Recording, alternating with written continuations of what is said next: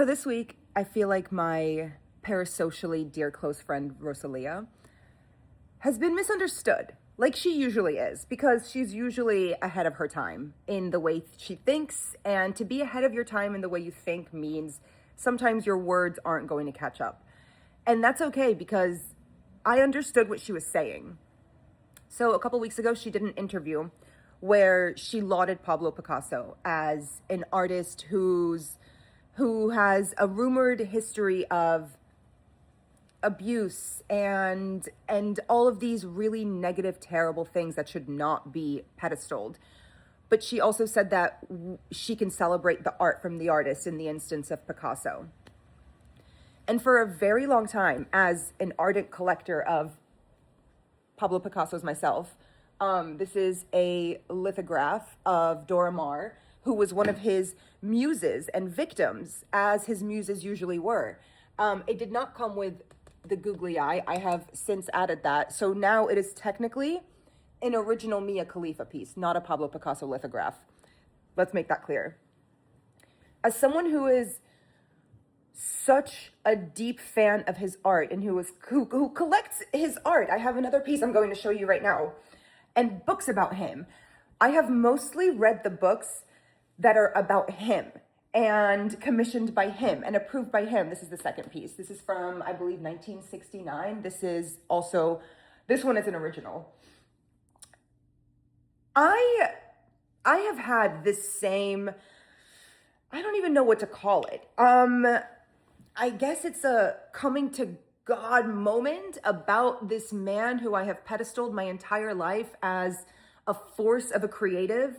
But since for a couple years, I've kind of made my way through Pablo Picasso biographies and memoir, and just, people who have spent time with him and people who have written about him, just authorized memoirs about him. But I never made it through the memoirs of the women in his life. And it started for me with Françoise Guillot, who is the mother of Paloma Picasso, who you probably know from being an incredible jewelry designer. Her pieces are still carried at Tiffany's. Her legacy lives on, very well separated from Pablo, actually, which is amazing and incredible for her. And Francois tried to do the same thing. She lived a life, as many women did who were his muses. She lived a life that was really abusive and really dark and very isolating, which he did on purpose because of his ego and his narcissism and his, honestly, pedophilia. He was very well known for dating underage women and using them as his muses, and then abandoning them and turning them over and just replacing them.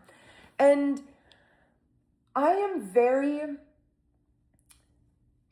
torn about my love for Pablo Picasso's art and the movements that he created in the art world, and the messages he portrayed through his art. I'm really torn for my love for that and my disdain for the man who I've since learned was not a good person. And I am not of the belief that you should separate the art from the artist. I don't care how good the Ignition remix is. I'm not playing R. Kelly ever again. I don't care how good Frank Underwood's character is. I'm not streaming what the fuck's his name's shit ever again.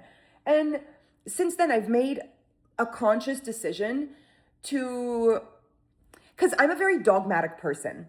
It's either this or that. It's either black or white. It's either yes or no. It's either hate or love. And I'm trying to be a little bit more fluid and a little bit more understanding that life is nuanced and life exists in those gray areas. And that does not mean be passive. I do not want to be a passive person. I actually hate people who are like that. I do not want to ever be like that, but I also don't want to be,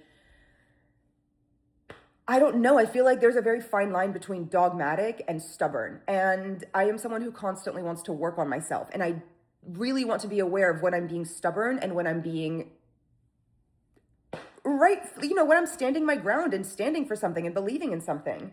And I'm slowly finding a way to come to terms with what Rosalia is also clearly going through, which is her love for an artist, but her love for women and for their legacies. And I think what I'm currently trying to do is I'm trying to collect Francois Guillot's art. This is one of the pieces that she was commissioned to do for the Salk Institute of Biological Studies, because her second husband, by the way, the man who invented the polio vaccine, this woman was her record. Come on, please.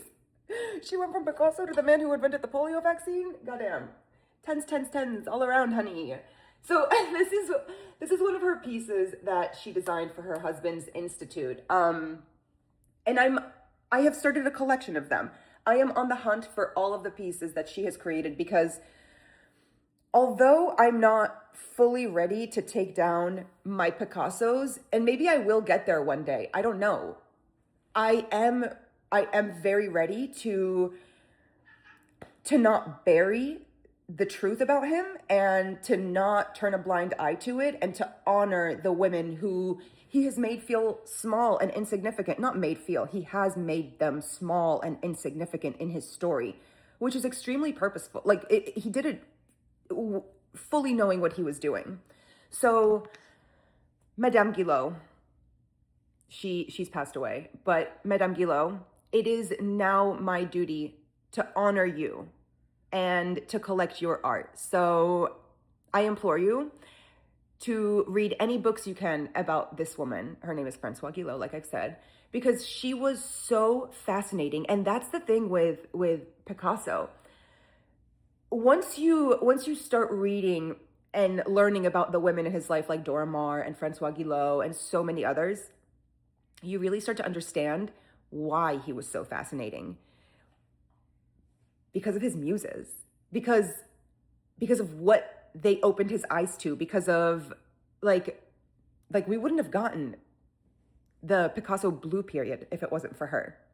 There's so many things that he took credit for that were these women's. She was an artist in her own right, and he tried to diminish that while he was with her.